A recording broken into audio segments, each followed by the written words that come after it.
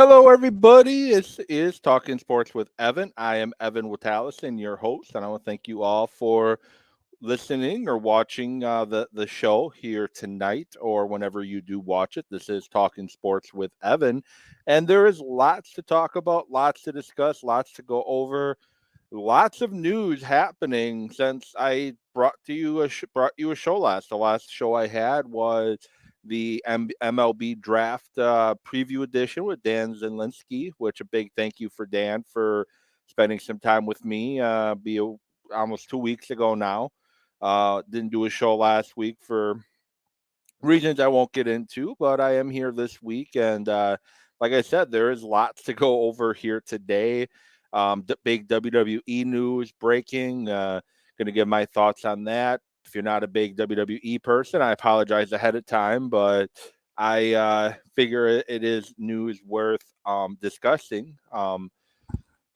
It is news definitely worth talking about with the changes in the leadership and the possible direction of WWE. And what does it mean? What does the changes in WWE mean moving forward for the product, for the show? And what does it mean for sports entertainment, WWE or AEW and the other promotions out there?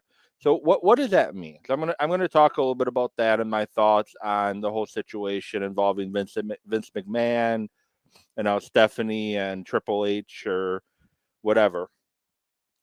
Lots about the Milwaukee Brewers to discuss. The trade deadline is coming up. The Brewers have come out of the All-Star break pretty red hot. They're playing very good baseball. They're down 1-0 as of right now. But playing pretty good baseball at this particular junction coming out of the break, winning 3 in a row and looking to win their 4th in a row since the All-Star break. But the Brewers need to make some improvements. They need to make some changes and improvements to their team. I want to talk about my thoughts on where they need to look at that. There's definitely things they need to do in order to try to make a big push for the World Series and make the playoffs and try to compete for the World Series because ultimately that is your goal when you are playing baseball or basketball. You want to win championships, football, whatever the sport is, you want to win championships. The other thing I'm going to talk about is Packers. Pup list comes out, PUP, pup, whatever you call it. And I'm going to give my thoughts on that and my thoughts on one of the names added to the pup list right now. And then I'm going to go around the NFL and talk about the big questions each team has as training camp is getting underway. And they had a big soccer match at Lambeau Field. I'm going to give my thoughts on why I think we should see more of that because I think it's great for the state of Wisconsin. It's great for the city of Green Bay. And I think it's great for the sport of soccer to play in a historic stadium like Lambeau Field. So, with that said, Milwaukee Brewers first. And the Brewers 3-0, trying to get a 4-game sweep, a very odd 4-game series where they start on Friday and end the series on Monday. Uh, lots has happened in baseball since I did my last show. Josh Hader looked like he was completely imploding going into the All-Star break, giving up a walk-off grand slam against the San Francisco Giants. I think that was probably rock bottom. And I know there's been lots of clamoring for needing to see Devin Williams moved into that closing role. And I don't agree with that. I think that's where I'm going to start.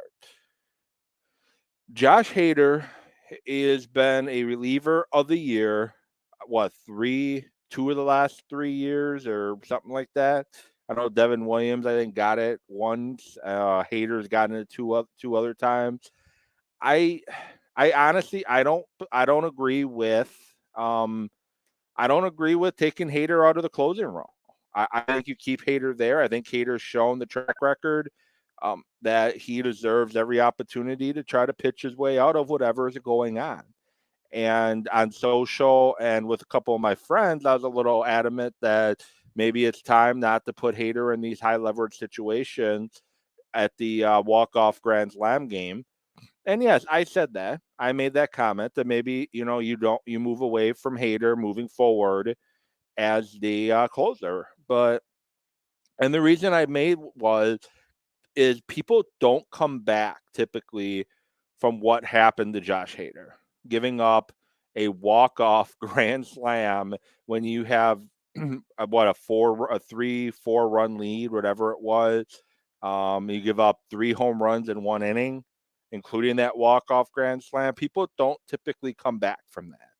But I think Hader is mentally strong enough that I think Josh Hader can definitely come back from what happened in San Francisco. And he's currently been in 2 games since. And his first game would have been, which was Friday of this Colorado series, through a scoreless 9th inning to send it into extra innings, looking dominant like his usual self.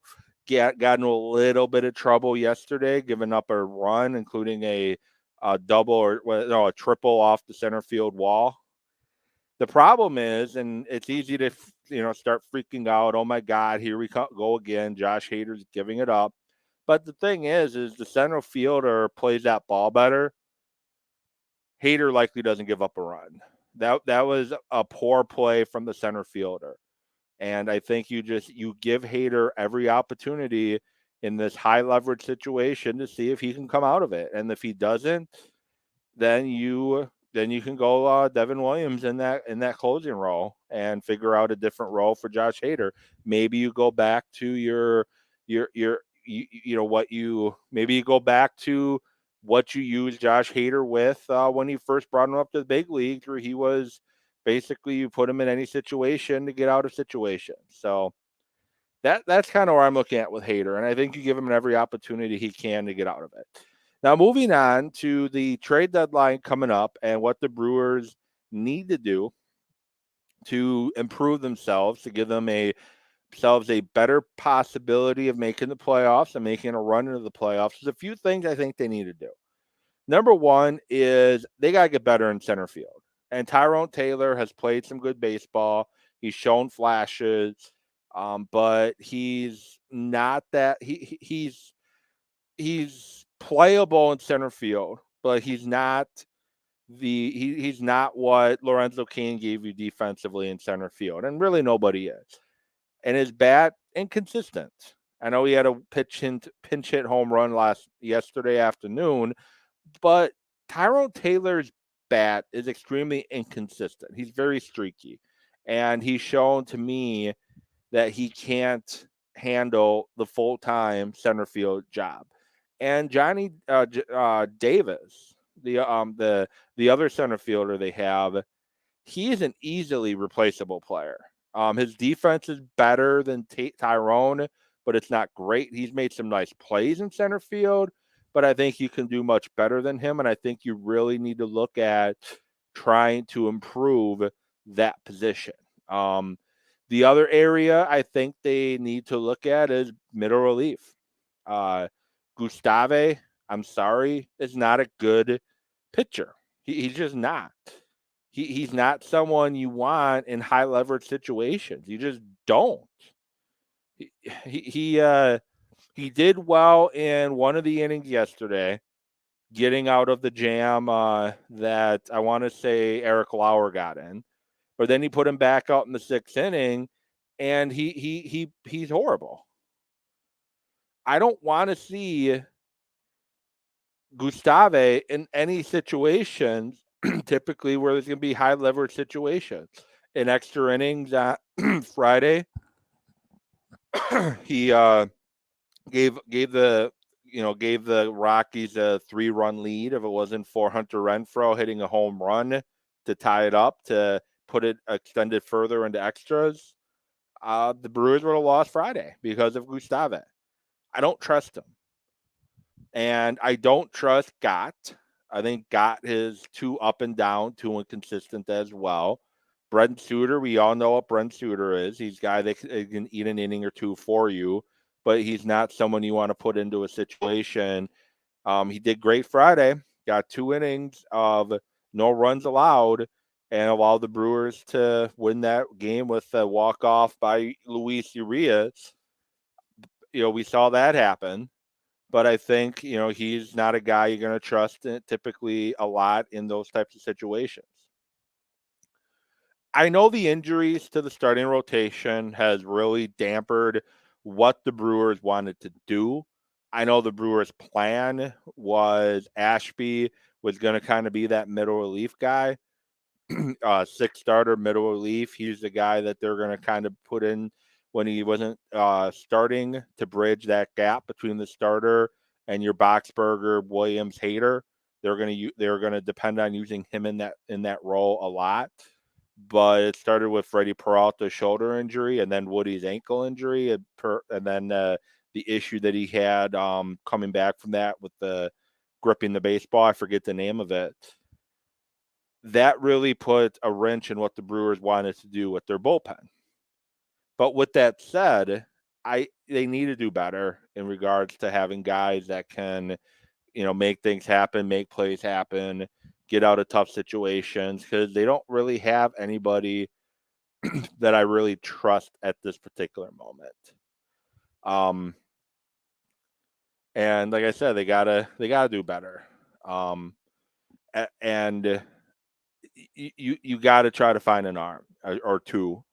So when you got your Corbin, your Woody going 6 or 7 innings, sometimes 8. But when you don't have those guys starting, you're going to probably go 5 or 6 innings with your starter. You need somebody in there to bridge the gap to get the Boxberger. And you need people to use, so you're not using Boxberger all the time. And I know, like we saw Saturday, you can avoid that with when you're blowing teams out like that. You can give your high leverage guys a break. I think that after Friday's game, the way the Brewers just dominated Saturday was needed. It gave them everybody.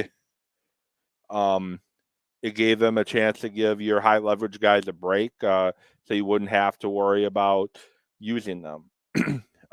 But I think they got to get more dependability in that bullpen. And then, maybe it's a guy down in Nashville that they bring up that ends up taking over that middle relief role. I know they have Ethan Small back on the big league roster, likely starting the game tomorrow against the Twins. But I don't know if you're quite ready to really count on or feel like you can depend on Ethan Small to put him in that role. And I know Freddie Peralta is close to coming back.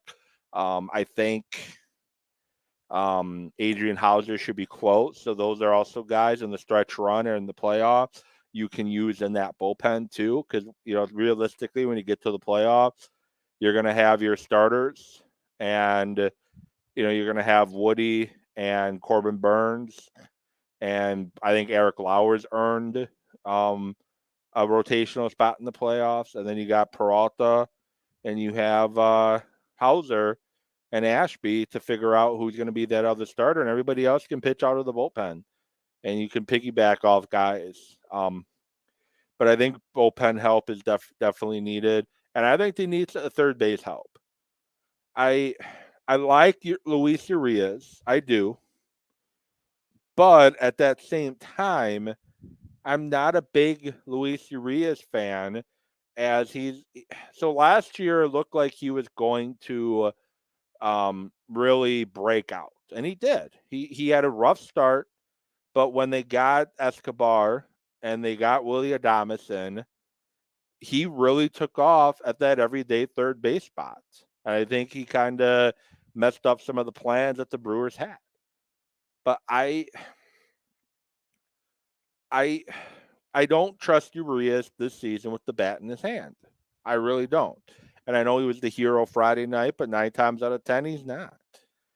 And I think that is going to be important. And I don't think the Brewers need to make sexy moves. I heard Josh Bell name thrown around as somebody that the Brewers are highly interested in. And they're one of like 5 teams talking about Bell with the Nationals, along with the Mets and the Astros. I think were the other 2 teams. I get that. I understand that. But I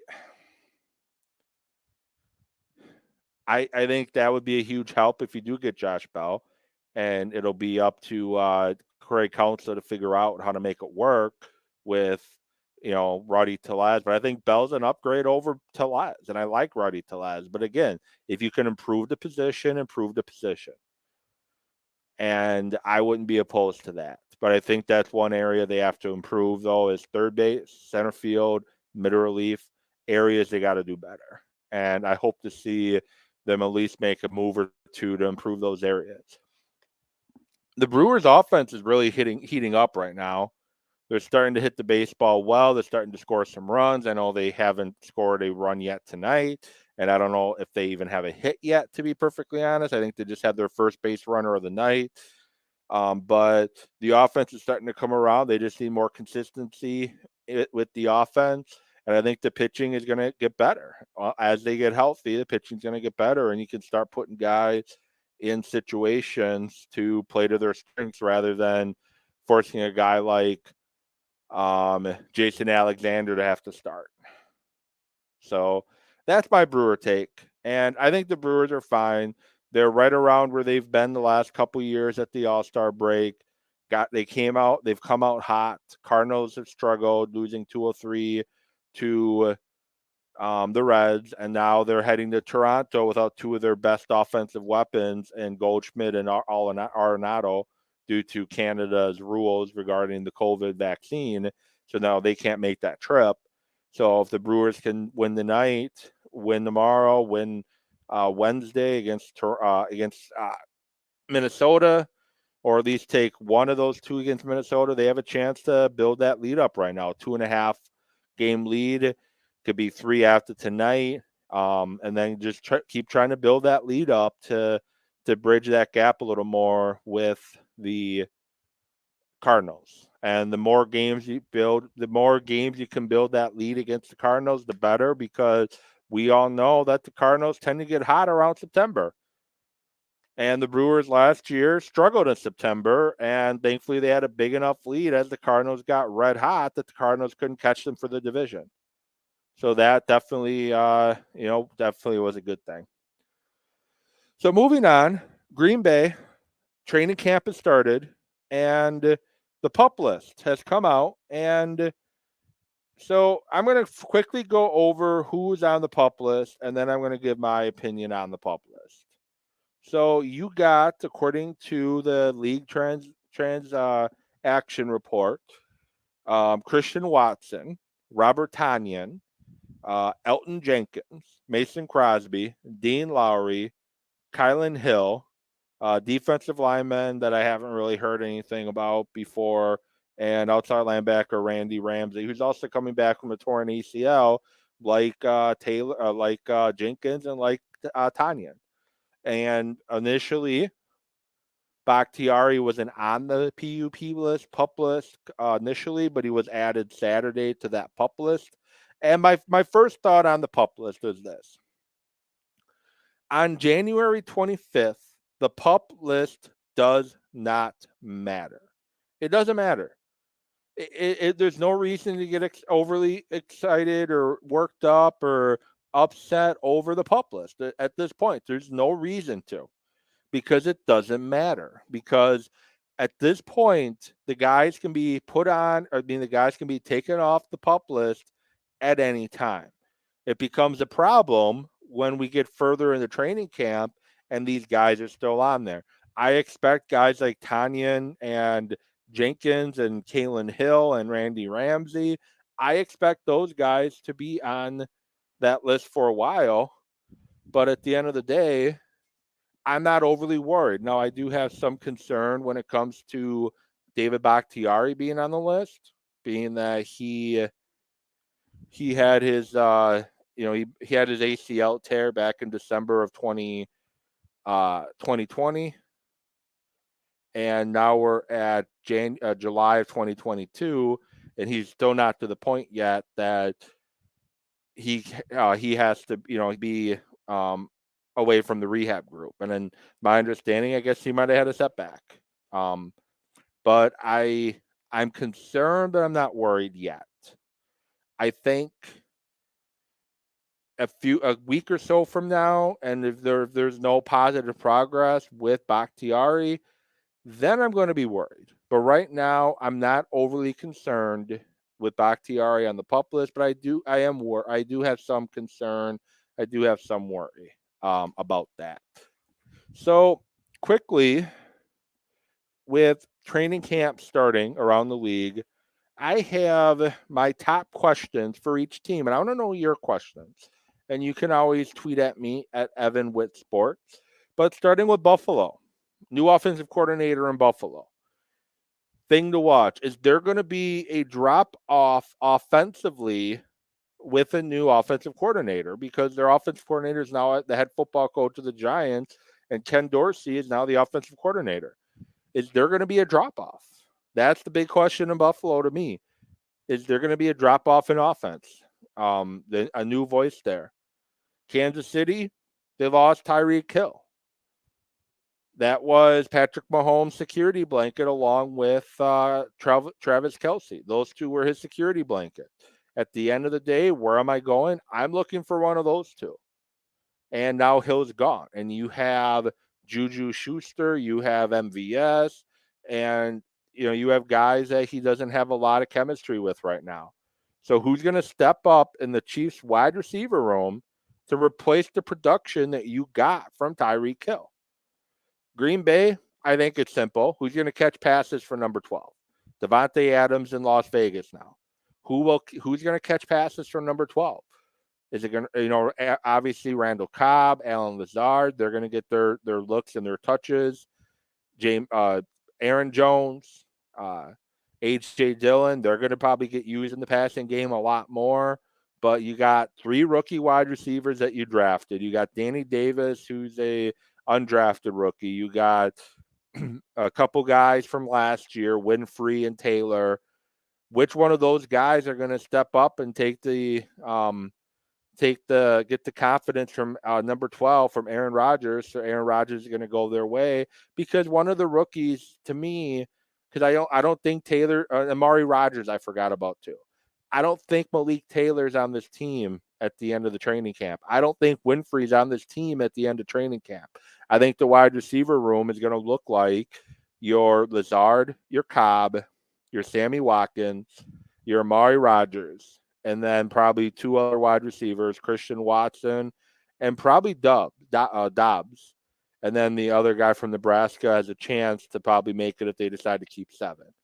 Will they? Probably not. So who's going to step up? Who's going to step up and take catches and catch the football from number 12? Because they don't really know. They don't really have they have a lot of questions at that position. The Rams, who's going to replace Von Miller? That's my question. Von Miller's in Buffalo now.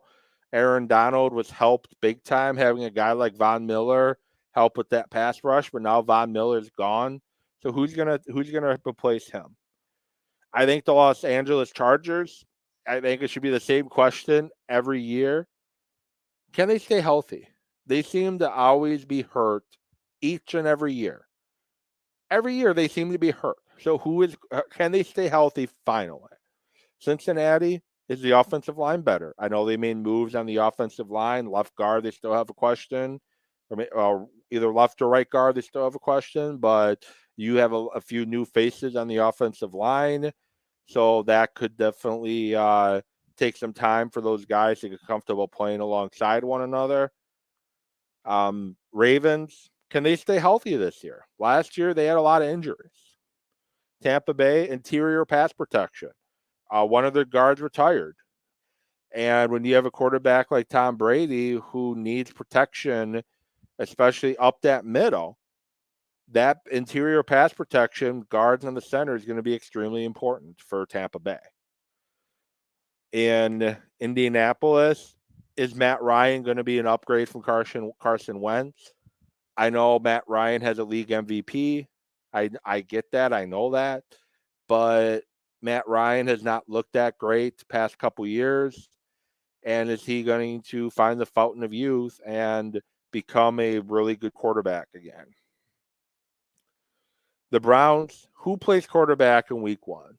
Deshaun Watson, rightfully, is likely going to be suspended.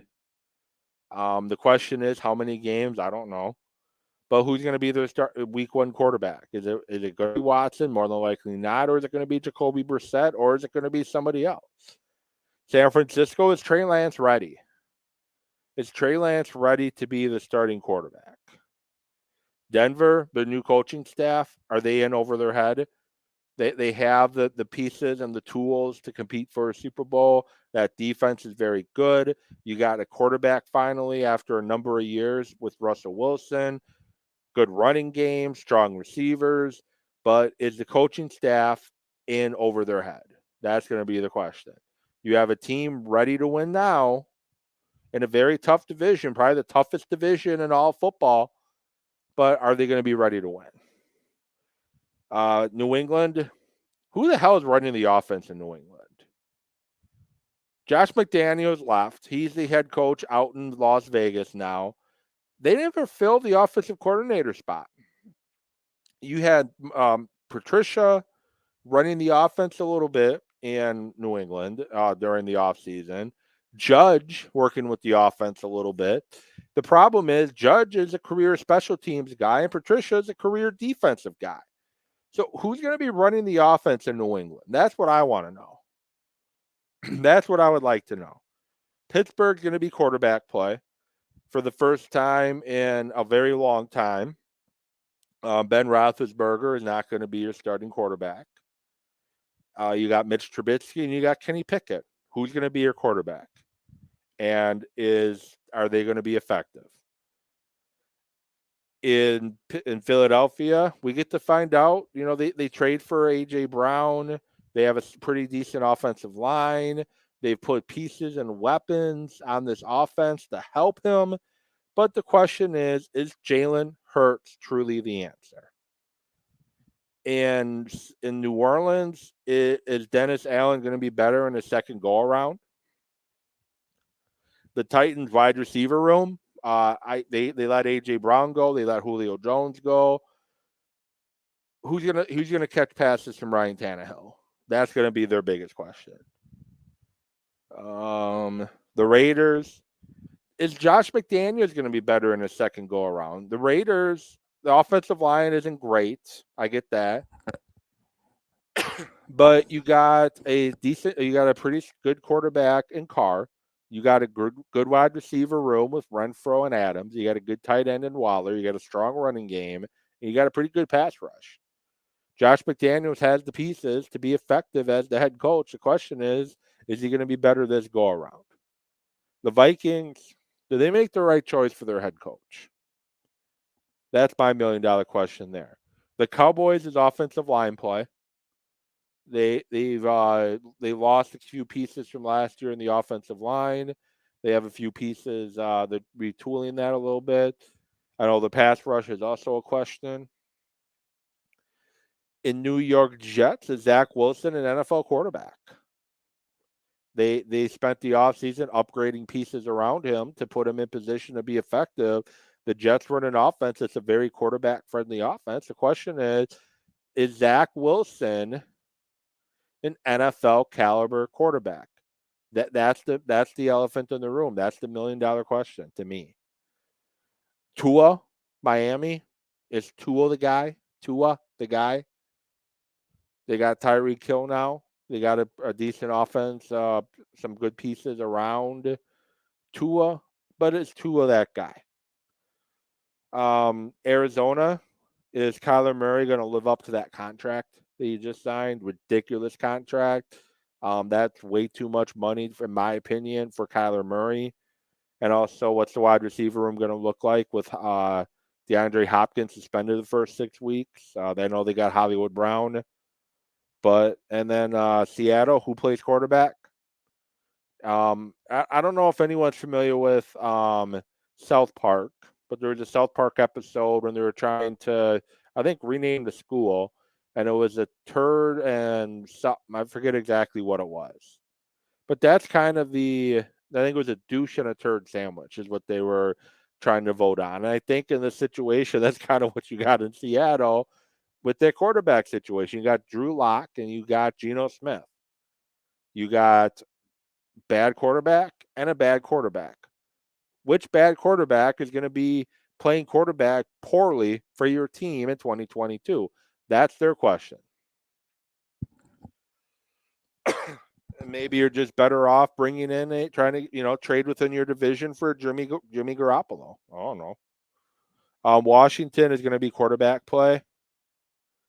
Quarterback play is going to be important to them. This is Carson Wentz's probably last shot.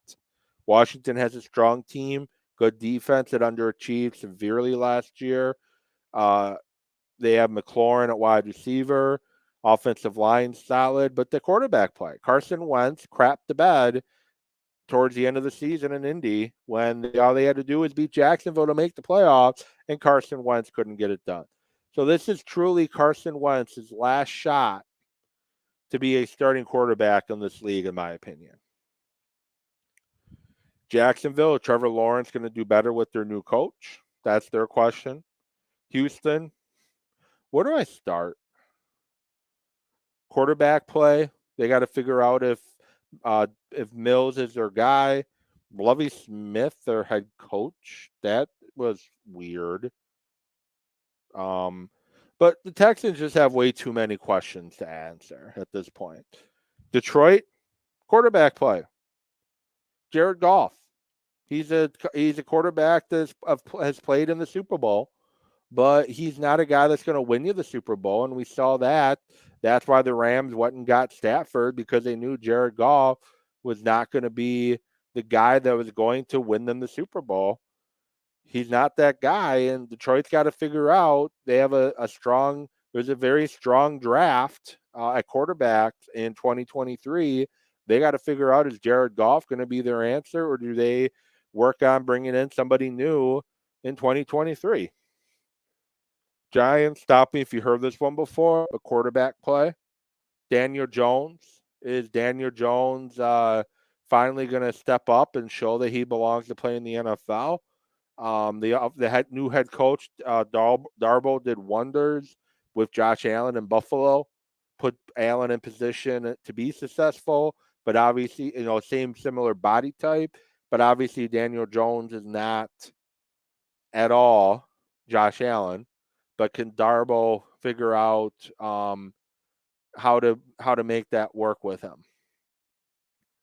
Health. Saquon Barkley has not been healthy the past couple years. With Barkley, like I said, he hasn't really been healthy the last couple years, battling a lot of injuries. So the question is he going to be healthy finally? Chicago, a lot of issues there. Offense, quarterback play, wide receiver play, offensive line play. They have a lot of questions there too. Panthers, can CM3, can McCaffrey stay healthy? McCaffrey's not been healthy in a couple years now. And Atlanta, their overall roster is not good. And can they who's going to play quarterback? I don't know. Who's going to catch the football? Drake London, who's a rookie, and Pitts, who's in his second year. Outside of those two, I don't know. So that's my question for every team around the NFL going into training camp. And finally, the wrestling world was shocked. Maybe shock's not the right word, because I think we all saw it coming with the latest issues that was happening with Vince McMahon paying money to have people be quiet and not talk about their, his sexual life, his paying people off for sexual favors and whatnot. So I think we all knew that Vince McMahon was probably not going to get out of this. But on Friday, Vince McMahon retired. He decides to retire from WWE. Stephanie McMahon and Nick Khan are the new CEOs, co-CEOs. And then today, Triple H was named the head of creative. And my question, first of all, so Vince McMahon, obviously disgusting person, based off what he got in trouble for. Disgusting person. But with that said, for those that are wrestling fans, those that enjoy the WWE, WCW when it was on, AEW now, for those of you that like to enjoy wrestling and sports entertainment, without Vince McMahon, you don't have what you have today. When he decided to go national and global, you had territories, and who knows where wrestling would be today if it didn't expand the way it did. So the wrestling world for being where it is now, owe Vince McMahon a lot. But at the end of the day, though, Vince McMahon used his position of power to take advantage of talent and other people that worked for him, and it ended up being his downfall. And now the question is, where does WWE go from here? And my advice to you all is be patient. WWE is not going to change overnight. WWE, Triple H is now the head of creative. They have a one of their big pay-per-views in SummerSlam coming up on Saturday. Too late to really make a lot of changes. You might see some little tweaks here and there leading up to SummerSlam, but overall, don't expect anything major to happen till after SummerSlam, probably close to the Survivor Series, where they can finish up certain storylines, have conclusions to certain storylines, and then start anew, I feel. And I hope that the superstars get a chance to show their creativity, because they have a lot of talented people in the back. The Attitude Era worked so well. The wrestling piece, the inside the ring piece. I think that talent is better now. But back then, they had a lot more creative freedom to do basically what they wanted and when they wanted, kind of thing. I hope these guys get that freedom, because right now with everything was micromanaged, I think that hurt the product, and we'll see if they get some more freedom. So with that, thank you for watching. Thank you for listening. Thank you for staying tuned as to Talking Sports with Evan, and I will get back at you all later this week or next week to bring you the next episode of Talking Sports with Evan.